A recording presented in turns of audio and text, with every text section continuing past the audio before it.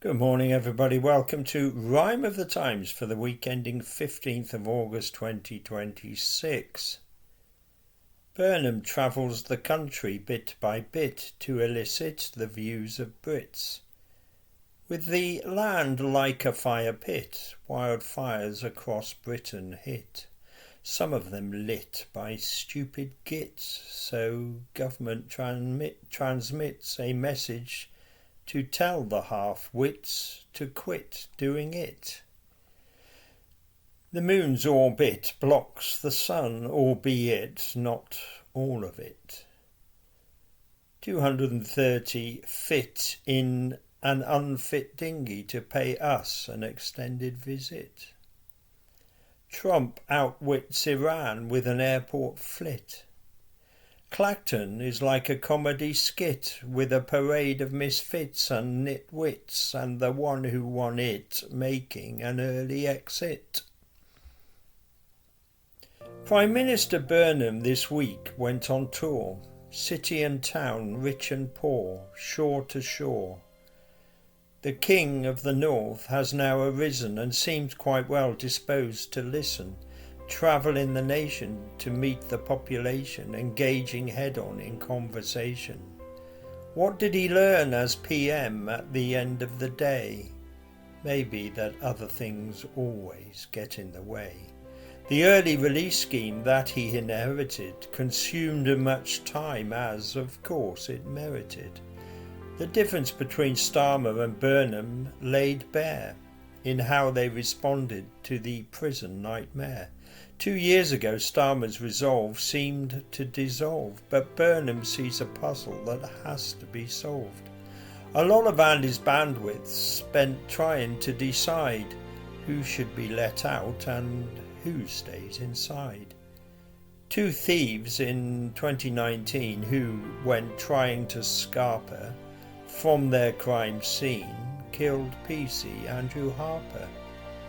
The 2 degenerates are now up for release, let out early to ease the acute prison squeeze. 1 million people have signed an online petition to persuade Burnham to reverse this decision. And he said a single case can't get law altered. But by the end of the week he seemed to have faltered, and was confident their release could be halted. It remains to be seen whether the matter is sorted. With the flow of small boats from France receding, it might be said Labour's methods are succeeding. But on Monday, in the distance, under clear blue skies, came 230 migrants in a boat of some size. So while the issue of small boats has been reduced, a new problem of big boats has been introduced. On Tuesday came a story with details murky of how Trump left the NATO summit in Turkey. It was a month ago and he'd been moody and mean, causing a commotion, causing a scene. Regarding Iran, he felt NATO had passed the buck. Then he got word that Iran might have his planes struck. So out of the Air Force One he stealthily snuck and crouched under a trolley in a catering truck, leaving behind his staff and the media ruck, sitting in the plane like sitting ducks. Many of the journalists who at the time weren't aware that the president wasn't with them on the plane there were pretty annoyed, learning that they'd been deployed effectively as a Donald Trump decoy. Last week there were mixed feelings about Jason Arday. This week there was shock at his passing away. Having been battered by all the media mercilessly, he was found dead on Friday in Battersea. A family statement about his death made the claim that a campaign of misinformation was to blame. Friday at Clacton Leisure Centre, the count was done, and the parade of candidates were told who had won. No hopers and weirdos coming out of the closet, most of them losing their electoral deposit, none with any realistic chance to win except Reform UK and a silver dustbin. Count Bimface's protest vote was 27%, 36 behind Reform, but still a message was sent. The other 32 on the ballot were all well beat. The ballot paper a record length of more than 5 feet.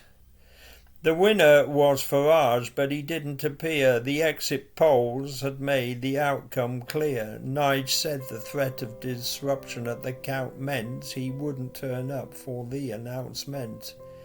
But Essex police said no threat to them had been made. Did Nige just want to avoid the screwballs parade? Last week a meeting with FIFA's board in Rabat was called by Infantino to have an urgent chat, try to reassure himself he was supported, make sure potential mutinies would be thwarted. The resultant statement issued was in your face, with arrogance and irony fighting for first place.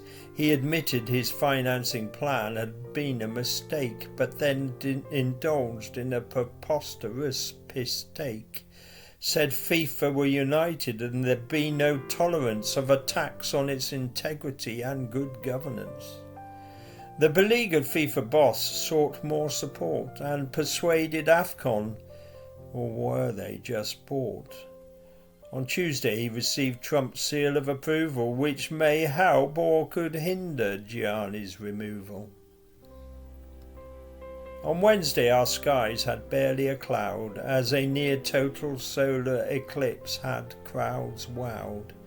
Such a sight being viewed for the first time since 11th of August 1999. One day more than 27 years since the moon last made the sun almost disappear. 2026 will probably go down as the year when the effects of global warming became crystal clear, when evidence was everywhere for all to see, leaving peddlers of conspiracy all at sea. Mother Nature produced the mother of all summers, extreme heat and drought in Britain to overcome us. And on Thursday, Britain's worst ever wildfires hit town. 19 suburban homes in Stourbridge burnt down. On Friday evening, our attention was diverted when smartphones across the land were alerted, warning that if you start fires, problems will occur. 'Cause fires can damage lives and property. Duh. Common sense, some may say, but common sense, we can see, perhaps isn't quite as common as it should be. In fact, this week many folk have been common sense free.